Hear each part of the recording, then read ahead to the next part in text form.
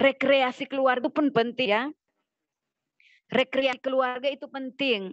Mungkin ada yang pikir itu hal yang bukan hal yang rohani, tapi bagi saya rekreasi keluarga justru ada satu hal yang tidak bisa kita tinggalkan untuk menanamkan kepada anak-anak kita bahwa Allah itu hadir dalam segala segi kehidupan kita, ya. Dan pokok yang ketiga tentang keluarga menjadi tempat naung yang kudus bagi Allah, yaitu ini penting juga ya. Keluarga adalah tempat mencari tuntunan Allah di dalam membuat keputusan-keputusan sehari-hari, ya. Dan saya kira ini mungkin seringkali terpakan atau terabaikan di dalam keluarga. Bagaimana kita mengajarkan anak-anak kita ketika mereka harus menentukan pilihan, mengambil keputusan, meskipun kita mengajar mereka untuk mandiri, tetap keterlibatan keluarga itu penting. Keterlibatan keluarga, mendengar nasihat orang tua, mendengar saran dari saudara-saudara dalam keluarga, anggota keluarga yang lain tentang apa yang mereka cita-citakan, apa yang mereka inginkan, atau masalah-masalah yang sedang mereka hadapi. Penting, saudara ya. Ada beberapa keluarga yang saya lihat bahwa untuk mengambil keputusan yang penting seperti misalnya studi, mereka harus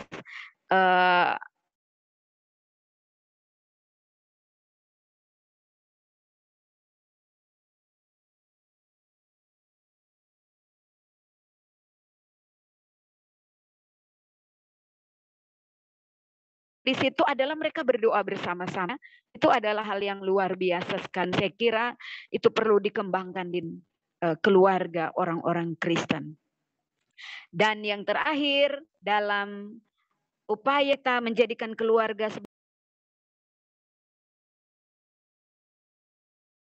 hidup religius, anak-anaknya teristimewa. Tuhan Yesus itu sejak kecil, bahkan sejak dalam kandungan, di kandungan ya, kan saya pernah baca satu buku yang mengatakan bahwa sebenarnya seorang anak itu dia punya bawaan atau kemampuan bawaan untuk mengenal sebelum sebenarnya itu diajarkan secara formal kepadanya ya.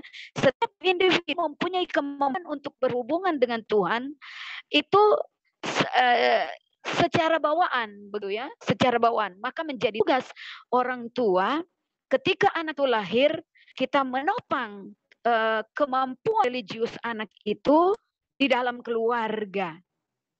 Di dalam keluarga mengarah dia, memperkenalkan tentang Tuhan yang benar melalui keluarga kita. Puji Tuhan. Dan itulah yang dapat saya bagikan hari ini. Dan kesimpulan dari saya itu adalah bahwa tiap keluarga sosiologis dan psikodinamis itu berdampak. Baik itu berdampak baik atau berdampak buruk terhadap pembentukan anggota-anggotanya, yaitu secara individu termasuk dalam pembentukan komponen kerohanian. Yang kedua, kesimpulan yang kedua, keluarga yang kukuh dalam iman dapat menjadi area atau tempat pembentukan iman Kristen yang paling konsisten bagi para individu jika kita mencari itu. Menyadarkan kita bahwa tugas pembentuk kerohanian yang utama itu sebenarnya bukan di gereja atau bukan di sekolah, tetapi keluarga. Hingga keluarga tidak dapat mengalihkan itu kepada institusi lain. Karena saya jumpai dan itu saya alami ketika seorang anak bermasalah, ada orang tua yang berkata, ya bagaimana Bapak dan Ibu Gembala tidak menasihati anak saya sehingga dia terjumus kepada kenakalan seperti itu. Tidak menyadari bahwa paling utama, paling kunci dalam pembentukan individu itu adalah keluarga. Dan yang ketiga, kesimpulan saya bahwa memperhatikan penting dan segisnya keluarga, maka sudah seharusnya gereja, ya, gereja-gereja lokal, hamba-hamba Tuhan, melengkapi tiap keluarga Kristen ataupun calon keluarga Kristen dengan pengetahuan rohani yang mapan untuk pembentukan kerohanian seorang anak. Puji Tuhan, demikianlah share saya hari ini dan saya serahkan kembali kepada host.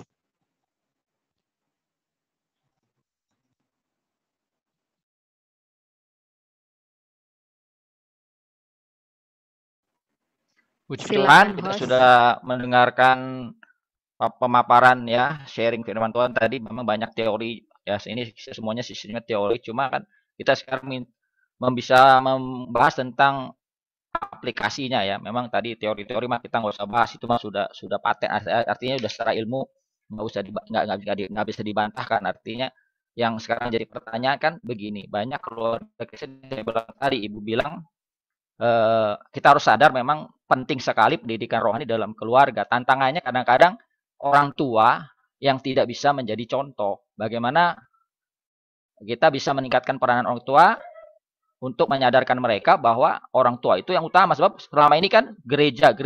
Padahal di gereja sekolah minggu cuma 1 jam atau 1,5 jam paling lama. Atau dalam ibadah kebaktian mereka hanya sekedar ibadah menyembah Tuhan. Lalu kan orang tua seharusnya yang menjadi contoh bagi mereka dalam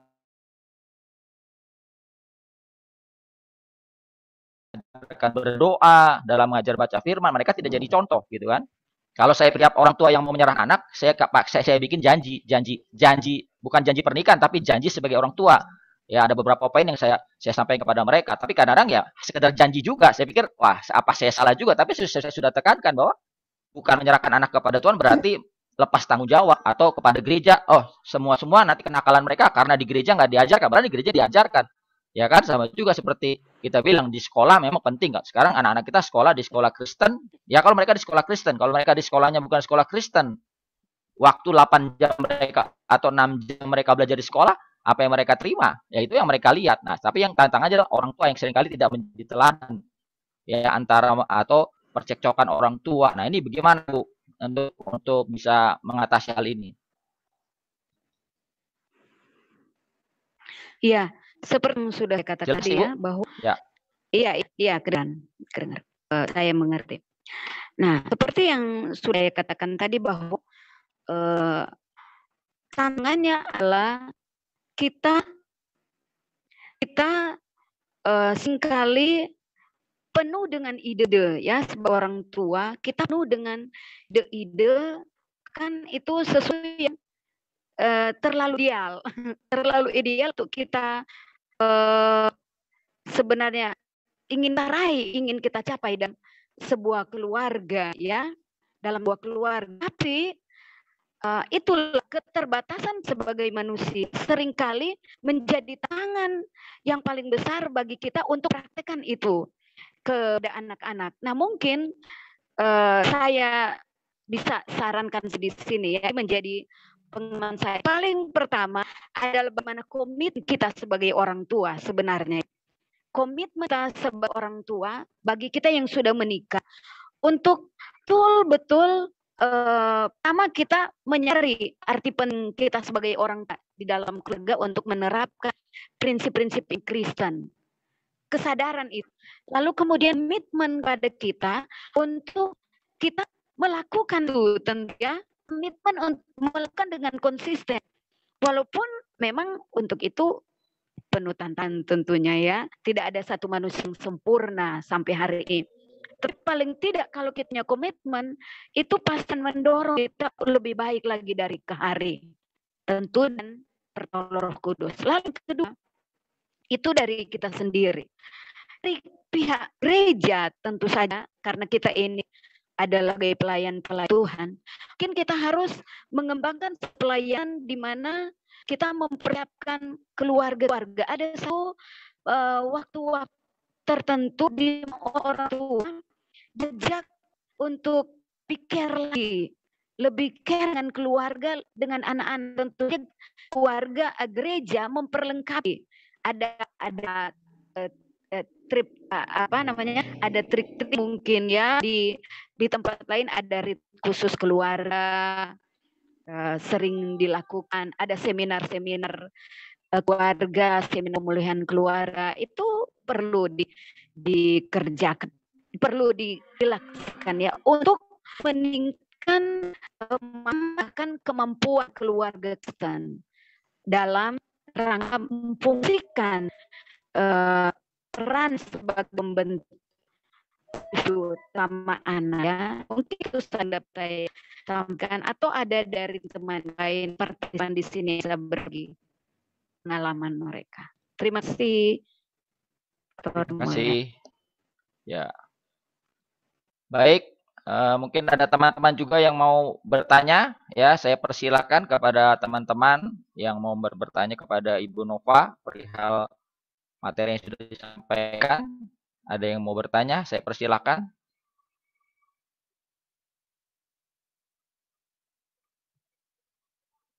Mungkin Pastor Mert ada pertanyaan berkaitan dengan materi yang disampaikan?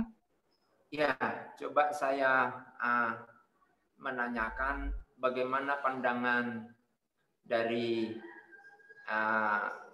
narasumber tentang pembentukan rohani seorang anak, yang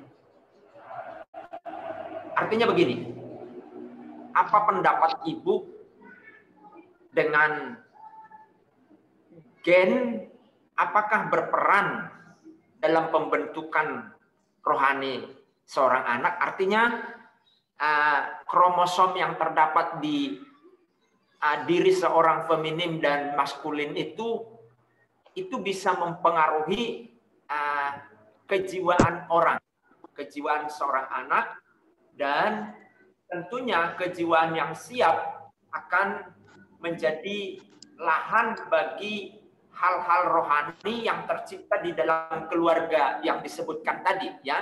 Jadi bagaimana pandangan Ibu tentang gen, apakah berperan juga membentuk sebuah keluarga yang penuh dengan firman, begitu, yang rohani? Kira-kira begitu Ibu pertanyaan saya. Terima kasih. Seperti yang saya akan tahu, ternyata secara ilmiah bahwa seorang individu itu punya kemampuan bawaan untuk berkomunikasi atau menjalin hubungan dengan Tuhan, punya kemampuan religius, ya dia lahir ya, untuk menjalin hubungan dengan Tuhan, untuk menangkap hal yang lahir dalam diri seorang. Dan tadi secara ilmiah juga sudah dikatakan bahwa salah faktor bentuk yang penting karakter orang anak itu faktor hereditas atau faktor keturunan. Hal ini gen, seperti yang dikatakan oleh Pastor Mert, ya. Jadi keturunan atau faktor keturunan itu punya peran juga, punya peran dalam pembentukan karakter seorang anak. Misalnya dia membawa sifat-sifat ayahnya, bawa sifat-sifat ibunya. Kemudian bagaimana sifat-sifat terbentuk lebih terang lagi, itu adalah lewat keluarga, begitu saya ya. Itu adalah lewat keluarga. Bagaimana kemampuan kerohanian orang anak itu dipertajam untuk mengenal Allah, untuk hidup seperti yang Tuhan, tapi adalah untuk mengasah kemampuan kerohanian seorang anak mengenal dengan benar. Cara demikian.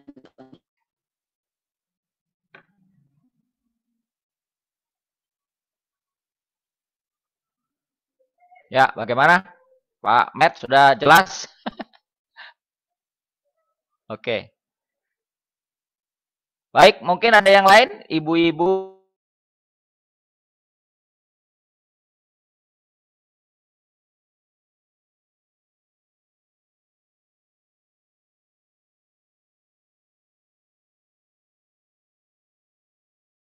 Atau Ibu Anita deh. Ada pertanyaan Ibu Anita? Terima kasih host Pastor Samurudi. Suara saya kedengaran jelas karena tadi sempat mati. Kedengaran. Kedengaran ya. Iya. Oke. Saya putus-putus ini tadi. Saya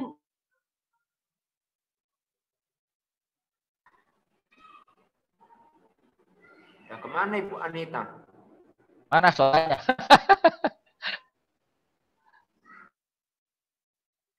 Ah, putus. Nggak ada suaranya Ibu Anita nih.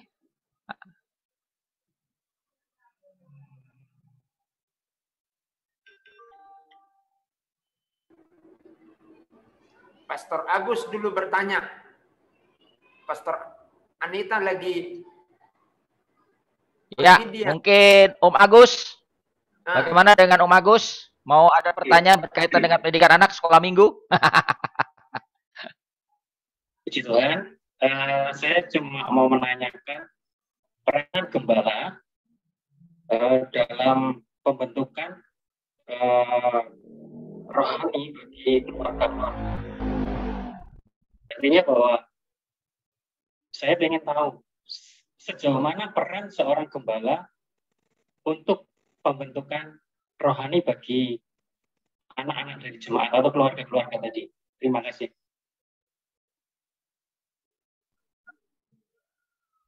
Ya, baik, kepada Ibu Nova dipersilakan. Ya, saya kira ini sebenarnya keluar dari konteks ya, karena berbicara tentang keluarga. Tapi ya karena saya juga orang gembala, bolehlah mungkin saya sharekan pendapat saya ya. Kalau ditanya peran gembala dalam pembentukan rohani orang, saya kira itu sangat penting juga ya peran orang gembala, walaupun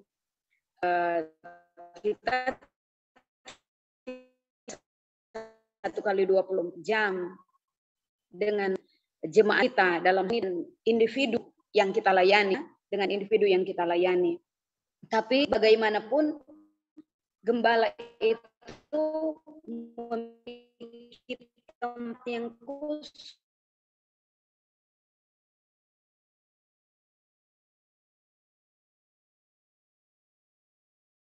itu sangat sedikit kalau membandingkan dengan peran keluarga di dalam keluarga. Lebih banyak keluarga itu saja. Karena Allah Tuhan kan ada loh, saya jumpai ada jemaat yang dia tidak pernah ngomong dengan gembalanya. Tapi berbicara ketika dia bertemu, dia tersenyum, tapi dia segan untuk ngobrol dengan gembalanya, betul ya, dengan gembalanya. Tapi kami sebagai gembala tentu melakukan pendekatan supaya lebih mengenal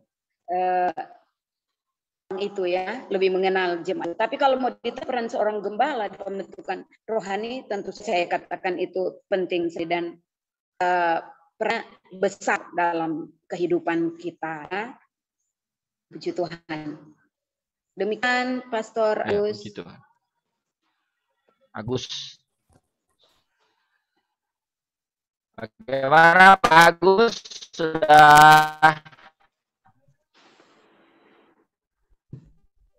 terjawab pertanyaannya? Sekarang Ibu Anita deh. Yuk Ibu Anita silakan. ya maaf tadi sempat terputus karena otomatis. Oke, terima kasih. Mungkin ya. Saya hanya ingin saya tadi sempat melihat pertanyaan itu membuat hati saya alami oleh setiap orang, bukan hanya hamba Tuhan saja, tapi setiap orang. Karena aturan ekonomi itu sangat mempengaruhi. Apalagi kayak saya mau disebut adalah ibu yang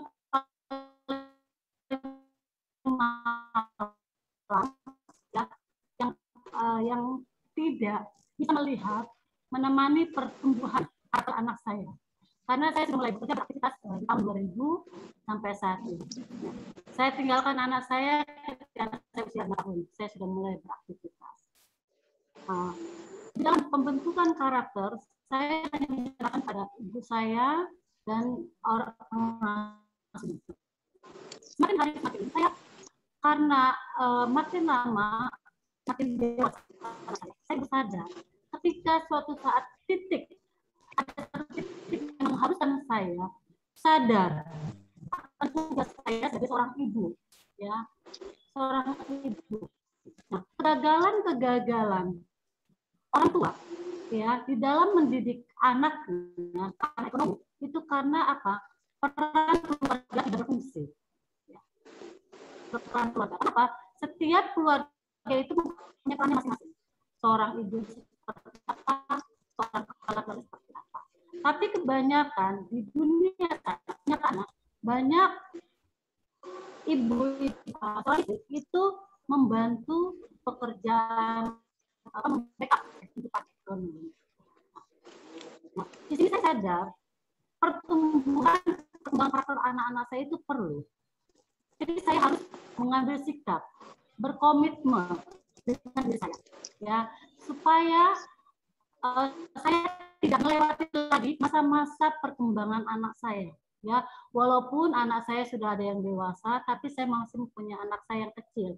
Nah, yang bungsu ini sekarang usia 7 tahun, dia mulai banyak protes kepada saya. Ya, karena kakak-kakaknya dulu nggak pernah protes. Nah, yang bungsu ini protes. Ya, ketika saya beraktivitas di luar, dia katakan, "Mama, kok orang lain mama peduli, kok aku tidak?" Ih, rasanya terenyuh sekali. Ya, mama untuk lain bisa ada waktu sampai malam sampai ini. Untuk aku tidak, cuma 1 jam menemani aku belajar. Rasanya ketika saya mendengar itu saya menangis sekali. Dalam hati saya sadar, ya, ternyata ini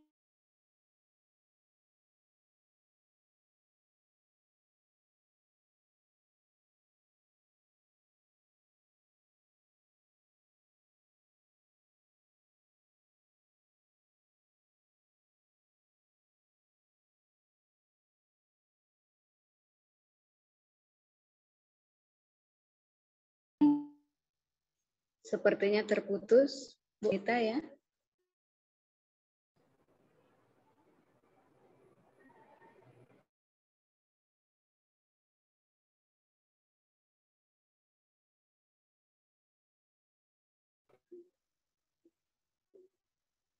Sepertinya Bu Anita putus.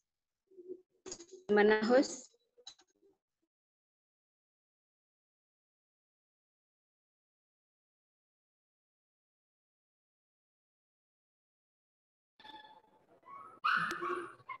Di-unmute dulu, Pastor, di-unmute dulu. Nggak kedengaran. Belum Ya, baik, puji Tuhan. Sudah. Jadi tadi Ibu Anita memang saya tangkapnya sedikit-sedikit karena putus-putus.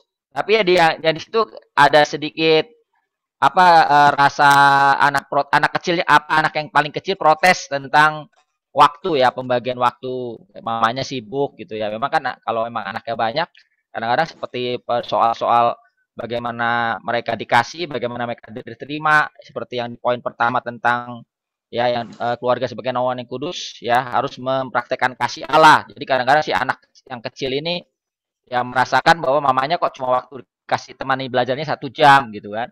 Ya itu kadang-kadang ya prakteknya itu secara secara prakteknya itu kan seperti itu, anak kecil protes, apalagi anak-anak sekarang kan banyak lebih kritis daripada anak-anak zaman ya saya katakan anak milenial, anak generasi alfa juga apalagi gitu. Apalagi generasi ini memang pengaruh di lingkungan juga, mereka lihat ya keluarga yang lain. Nah, itu kadang-kadang menjadi satu kendala ya. Cuma saya nggak tahu pertanyaannya Ibu Anita tadi seperti apa gitu ya. Memang tantangan-tantangan kita ya sebagai gereja juga bagaimana ya mengatasi seperti ini, kesibukan orang tua.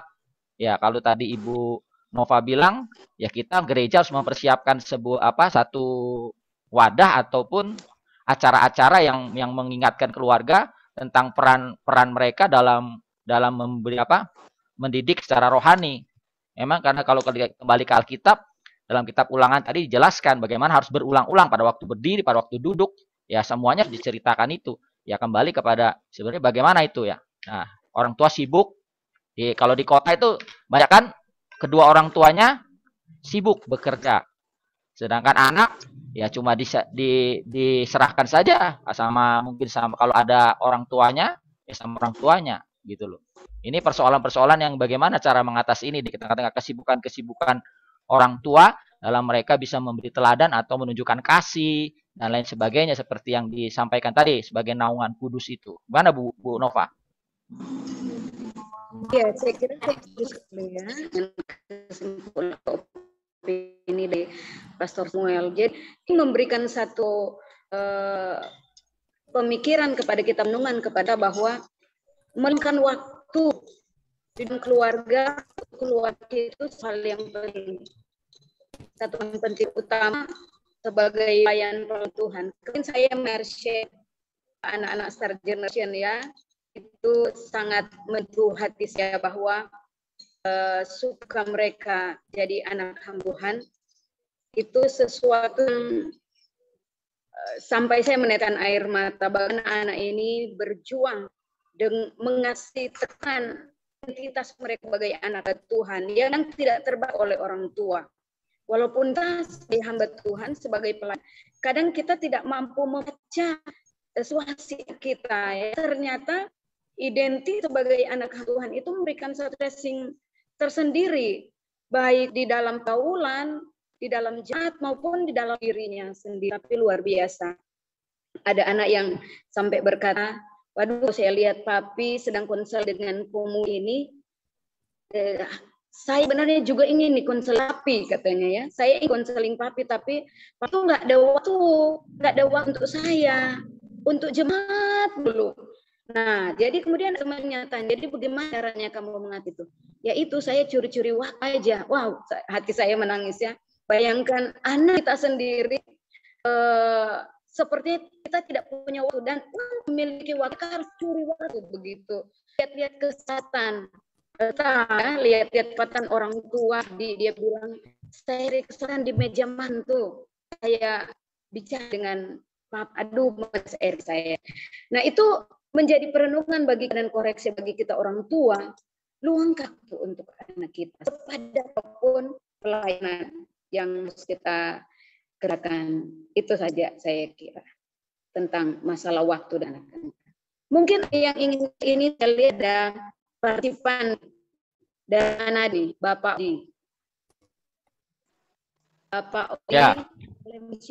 Baik, ada Bapak Odik katanya Ibu Nova. Mungkin Bapak Odik ada dari Manado, bisa sharing atau mau menyampaikan sesuatu. Dipersilakan. Menjadi introduksi sekalian pendapat ya. Ya. Ada Pak Odik?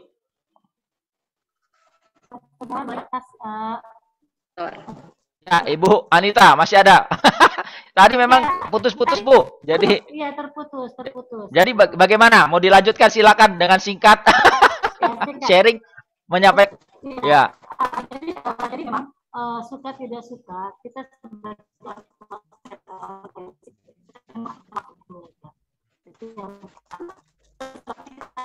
ya punya komit kepada diri.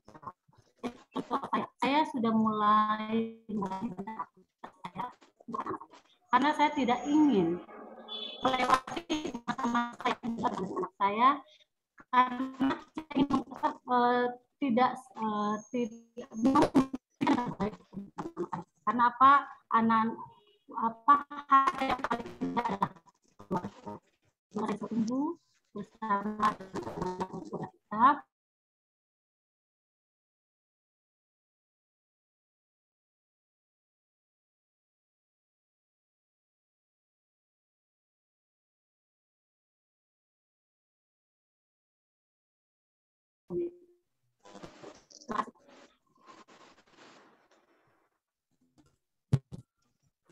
Baik, oke. Kita sekarang ke Pak Odik ya, udah ada ini Pak Odik mungkin ada yang mau di videonya. Silakan. Ada pertanyaan atau Pastor Odik ya dipersilakan kalau ada pertanyaan atau sharingnya. Oke, Puji Tuhan, terima kasih ya boleh diajak gabung di Zoom meeting ini oleh adik saya yang ada di Banggai ya.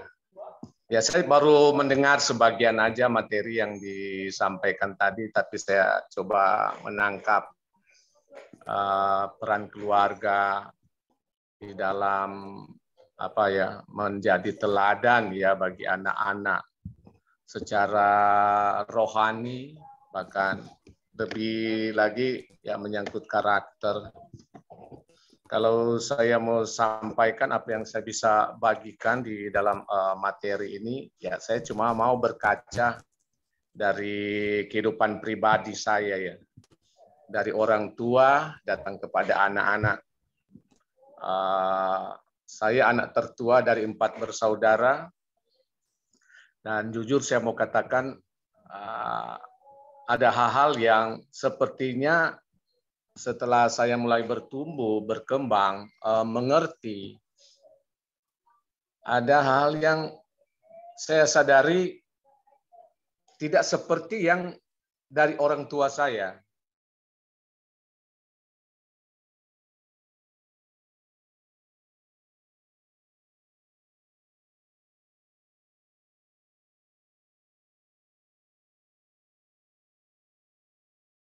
Ya. Nah, ini pengalaman saya. Sehingga dalam berjalannya waktu semakin bertumbuh, bertambah, karakter-karakter yang terjadi di saya adalah karakter-karakter yang secara rohani tidak seperti yang nampak di kehidupan orang tua kami ya. Nah, hal-hal ini yang akhirnya disadari belakangan, betapa kita sebagai anak-anak memang bukan sekedar hanya membutuhkan apa yang kita lihat ya, tetapi seperti tadi disampaikan, peran orang tua itu menjadi teladan bukan hanya di yang kita bisa lihat, tapi dalam prakteknya perhatian orang tua itu yang harus memang ada di kita. Banyak kejadian orang tua udah sibuk sana sini ya, apalagi kalau sudah berbicara usaha, pekerjaan, bisnis, termasuk pelayanan sekalipun, ketika mengabaikan kondisi di dalam rumah, di dalam keluarga, maka banyak kali tidak sinkron. Seringkali justru kalau pengalaman sebagai orang gembala-gembala kan dapati jemaat seringkali katakan, wah anak gembala kok seperti itu. Ya, karena yang mereka harapkan kalau sebagai seorang anak gembala berarti kehidupan rohani itu harus benar-benar sesuai dengan apa kata Alkitab, apa kata firman. Tetapi memang kalau mau dibahas memang kita tidak bisa membahas dalam waktu yang singkat. Karena kita akan mengenal sebenarnya faktor kebapaan, hati bapa. Ya. Sangat berpengaruh. Sekalipun gembala ataupun rohaniawan ataupun pelayan, saya katakan tadi belum tentu di anaknya itu gambaran rohani, gambaran sebagai seorang pelayan langsung ya didapati ya di dalam kehidupan anak-anak dalam keluarga. Tapi lebih daripada itu, host katakan tadi itu harus diajarkan berulang diajarkan, diperkatakan ya dengan tidak ada bosan-bosannya sampai memang benar-benar itu terimpartasi benar menjadi bagian dalam kehidupan secara daging bahkan secara roh ya memang benar-benar jadi bagian. Jadi ini yang saya dapati dan memang ini pengalaman pribadi saya, sehingga jujur saja, saya sudah hamba Tuhan, saya harus meminta maaf kepada papa saya. Ya, harus telepon papa saya yang ada di Banggai waktu itu, di tempat adik saya sekarang berada. Saya minta maaf, karena harapan bagaimana menjadi seorang anak yang baik, anak yang harus menjadi teladan, bahkan anak sulung ini harus jadi teladan.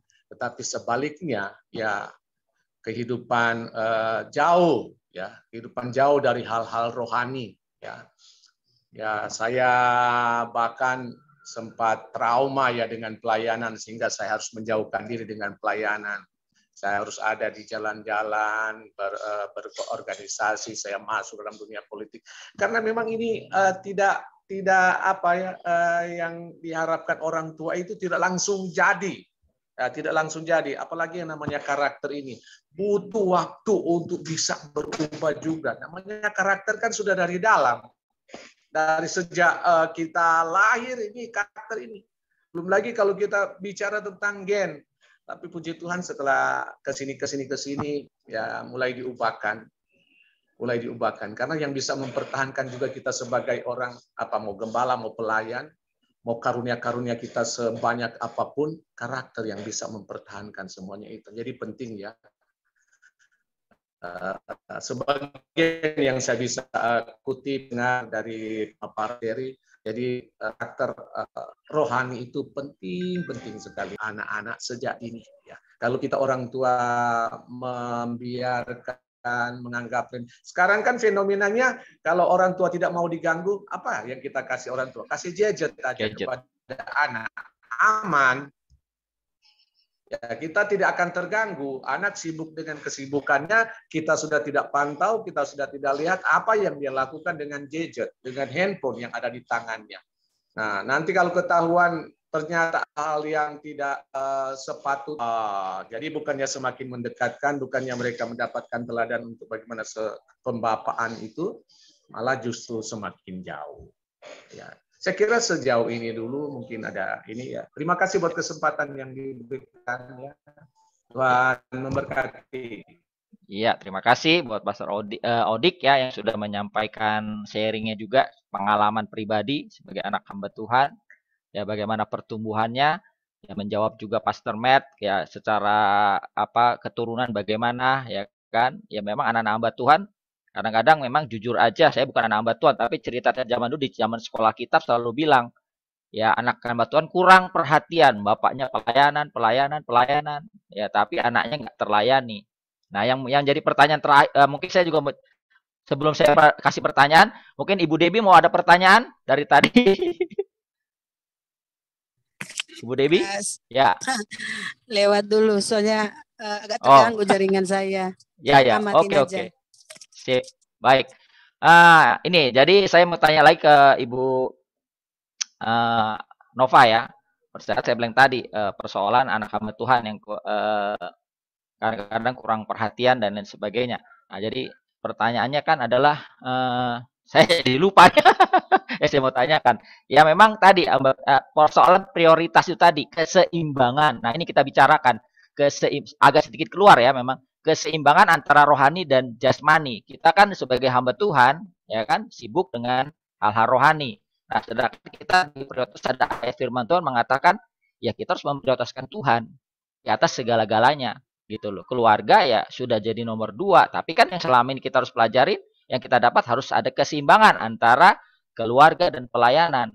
Nah, seringkali terjadi yang sebenarnya tadi, kesalahan-kesalahan yang terjadi adalah mengutamakan pelayanan, melupakan keluarga. Tapi ada juga yang menceritakan pengalaman bahwa ketika mereka mengutamakan Tuhan, dengan tetap memegang dasar-dasar kebenaran firman Tuhan, ya keluarganya juga dipulihkan. Anak-anaknya pun bisa mengerti keadaan orang tuanya. Memang pada dasarnya semuanya menuju kedewasaan, bagaimana Kristus center itu, bagaimana Yesus menjadi pusat kehidupannya. Anak mengerti bahwa Yesus segalanya, istri mengerti bahwa Yesus segalanya, ya kan, suami mengerti bahwa Yesus segalanya. Tapi untuk mencapai itu kan agak sulit. Itulah yang seringkali terjadi permasalahan dalam keluarga. Karena apa? Karena nggak semuanya sama, punya pandangan yang sama. Ketika orang tua mengutamakan sudah dewasa rohani, anaknya belum dewasa rohani. Nah, bagaimana nih, Bu? Oke, terima kasih dapat saya tangkap itu ya. Nah, sebelum saya jawab, kemarin saya dengar dari anak-anak SG ya, bahwa malah terbesar mereka sebenarnya adalah bagaimana orang tua itu membagi waktu dan perhatian untuk mereka, ya. Bagaimana orang membagi waktu dan perhatian untuk mereka, sehingga tekanan-tekanan yang paling besar yang mereka hadapi adalah ketika mereka harus menghadapi masalah itu sendiri, gitu. Masalah itu sendiri tanpa pendamping orang tua, walaupun kelihatan orang tua ada, gitu ya, walaupun kelihatan orang tua ada bersama dengan mereka. Nah, menjawab pertanyaan dari Prof. Samuel, bagaimana mengirimkan itu? Sekali lagi kembali ya, saya mau katakan kali kepada diri kita. Ada yang mengatakan Tuhan itu yang utama, tapi keluarga nomor 1, pelayanan nomor 2. Tuhan yang utama, keluarga nomor 1, pelayanan nomor 2. Tapi menurut tempat pelayanan pertama sebenarnya itu adalah keluarga, gitu. Tempat pelayanan yang pertama seorang hamba Tuhan itu seorang gembala itu sebenarnya adalah keluarga. Bagaimana dia merefleksikan melayani jemaat itu dari keluarganya sendiri, begitu? Itu dimulai dari keluarganya sendiri. Maka kita bisa memilih harus taat dulu, begitu. Kita mulailah dari keluarga kita dulu. Kita melayani suami, melayani istri dan anak-anaknya. Istri mungkin melayani suami dan anak-anaknya. Karena keluarga adalah lembaga pertama yang diciptakan Allah, di mana manusia belajar saling melayani. Adam dan Hawa belajar saling melayani kan di dalam keluarga. Kemudian Adam belajar melayani orang lain, pertama istrinya, lalu kemudian anaknya. Mengembangkan pelayanan itu dari keluarga, sehingga seperti saya sudah katakan tadi bahwa keluarga itu sebenarnya sebuah mini gereja, ya, gereja mini di mana kita dapat melayani, membangun pelayanan kepada orang lain dari keluarga itu sendiri. Sehingga ya kalau kita tahu melakukan itu, saya kira masalah-masalah seputar anak-anak merasa dengan waktu orang tua mungkin bisa diminimalisir ya. Mungkin tidak secara sempurna juga kita bisa, tapi paling tidak diminimalisir begitu. Datang dari komitmen Kak sebagai orang tua yang adalah pelayan. Demikian menurut saya. Ya, puji Tuhan. Terima kasih ya buat jawaban yang diberikan, ya sangat jelas ya buat kita juga sebagai hamba Tuhan. Bagaimana sebenarnya bukan masalah kuantitas ya, tapi quality. Makanya punya quality time, walaupun bukan quality-nya itu. Bagaimana menciptakan quality time itu kepada keluarga hamba Tuhan, karena kita sibuk pelayanan kan, dari Senin sampai Minggu. Tapi ya harus ada quality time-nya itu namanya. Yang bagaimana menciptakan kualitasnya itu yang kita harus pikirkan. Bukan ada banyak seringkali bertemu tapi nggak ada kualitinya, sama aja gitu. Puji Tuhan. Jadi mungkin ada yang lain pertanyaan lagi, saya persilakan. Ada? Sebenarnya ya, siapa yang mau? Ya, Ibu Nova. Sebenarnya saya ingin mendengarkan share ya, ada orang tunggal, karena mungkin sini kita keluarganya lengkap, tapi ada konteks-konteks permasalahan dalam keluarga single ya, yang mungkin perlu di-sharekan di sini, bagaimana mereka mendidik anak-anak sampai dalam kerohanian. Saya ingin mendengar itu sih ya sebenarnya. Iya. Siapa yang punya pengalaman anak tunggal ya, sebagai anak tunggal ini memang kadang-kadang orang sebagai orang tua juga bisa. Orang tua tunggal atau anak tunggal ini? Ibu Debbie punya pengalaman untuk pasangan. Berkaitan orang tua, boleh sharing juga. Single fighter. Single parent. Ya, silakan Bu. Ya, saya sih pengalaman ya. Kurang lebih 7 tahun lah saya mendidik anak saya. Saya selalu mengimbangi ya pelayanan dengan anak. Tapi seperti yang dibilang ya kan Ibu Nova tadi bilang ya pusatnya kan Tuhan ya. Yang nomor satunya itu keluarga, kemudian pelayanan. Nah, saya memang sempat ya anak-anak itu sempat berkata, kok Mami sibuk aja di sini, besuk jemaat, melayani, waktu untuk kita di mana gitu. Tapi saya belajar, oh iya benar juga ya. Dan akhirnya saya merubah cara saya dalam saya pelayanan. Dan puji puji Tuhan tidak berlangsung lama ya. Saya mengupayakan itu, bagaimana saya bisa mengimbangi antara anak dengan pelayanan. Sehingga sampai sekarang ini puji Tuhan tidak ada kata-kata yang seperti yang pernah mereka lontarkan kepada saya. Dan itu saya belajar untuk, ya memang dengan adanya pandemik ini, saya pikir ada hal yang luar biasa juga ya yang saya dapatkan, karena kita lebih banyak di rumah. Tapi seperti yang dibilang tadi, kadang kita bersama dengan anak, namun kita tidak pernah ada perhatian khusus dengan anak. Tapi puji Tuhan dengan adanya pandemik, seperti saya katakan tadi, saya selalu mengimbangi supaya apa yang pernah saya dengar dari anak itu tidak terulang lagi. Sehingga sampai sekarang ini saya bisa mengutamakan mana yang lebih penting, mana yang memang sama-sama penting ya, pelayanan juga penting ya, namanya kita hamba Tuhan. Tapi saya belajar untuk bagaimana mengutamakan dulu anak-anak, kemudian kerjakan pelayanan itu sendiri, sehingga semuanya baik-baik ya, baik dalam hubungan antara keluarga dan juga pelayanan. Karena saya kan sendiri ya mendidik anak-anak itu, tapi puji Tuhan, Tuhan kasih saya hikmat bagaimana saya bisa mendidik anak-anak itu sehingga mereka tidak punya kata-kata yang pernah mereka ungkapkan kepada saya. Puji Tuhan.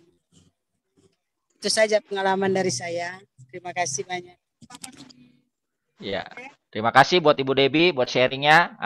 Ibu Nova masih menunggu kalau ada Bapak Ibu Saudara yang punya pengalaman sebagai anak tunggal atau mempunyai anak tunggal untuk sharing tentang pendidikan rohani. Ada? Maksud saya orang tua tunggal begitu, Pak. Oh, orang tua tunggal.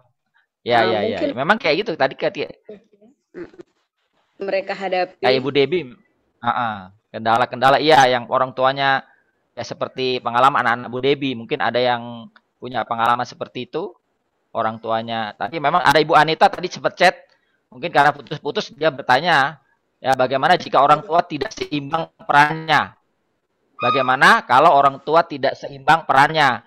Gitu loh, antara suami istri tidak seimbang, Bu Nova. Ini dari Bu Anita. Tadi Bu Anita agak putus-putus jadi dia chat. Tapi ayah lengkap maksudnya di situ, maksudnya orang tua lengkap cuma perannya tidak seimbang, begitu ya? Jadi, ya, peran tidak seimbang, ya. Berat satu pihak. Nah, kalau menurut saya itu memang perlu perjuangan ekstra ya, perlu perjuangan ekstra, itu sang istri atau itu sang suami. Tapi bersyukur hanya kita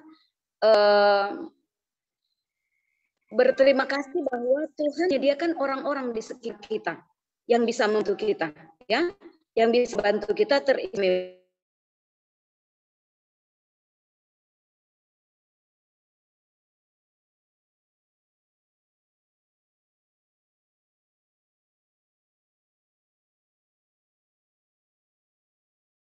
Orang percaya di dalam gereja itu harus saling memperhatikan, begitu ya, harus saling memperhatikan. Ada anggota yang dalam hal ini memiliki satu masalah dalam keluarga, dan salah satu pihak mungkin tidak maksimal dalam perannya, dapat dibantu ya oleh orang-orang dewasa yang ada di sekitar keluarga itu, tentu jemaat Tuhan, orang-orang percaya ya, ataupun keluarga besar dari keluarga asal, keluarga inti itu ya, kan pasti ada, kalau misalnya ayah ibu, ada Pak Oma, ada kakek nenek, atau ada kakaknya, paman atau bibi yang rohani yang bisa membantu pihak yang membutuhkan bantuan dalam hal mendidik seorang anak itu.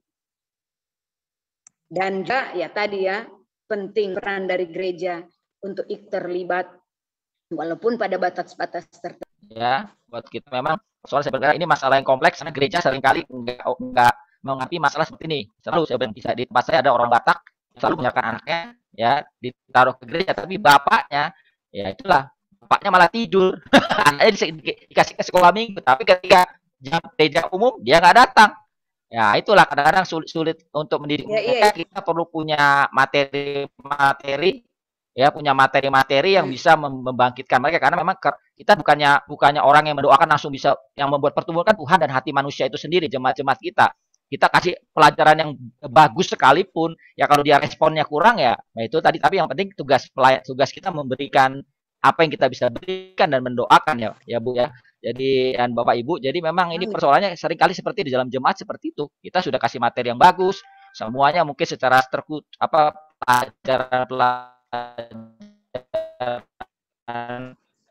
memang saya pikir mungkin peran-peran komsel itu yang saya katakan perlu ya.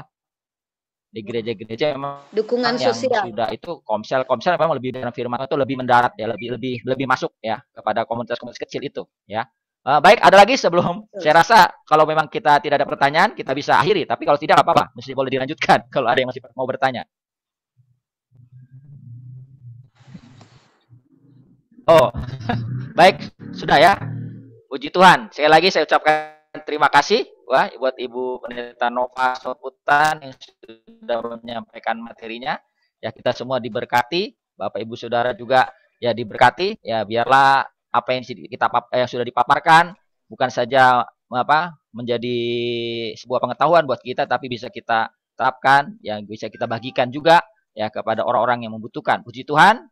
Tuhan Yesus memberkati ya seluruh Bapak Ibu yang sudah bergabung dalam Zoom meeting maupun ya YouTube live. Terima kasih buat ya keikutsertaannya. Sekali lagi mohon maaf bila ada hal-hal yang kurang berkenan. Saya sebagai host ya Pendeta Samuel Rudi.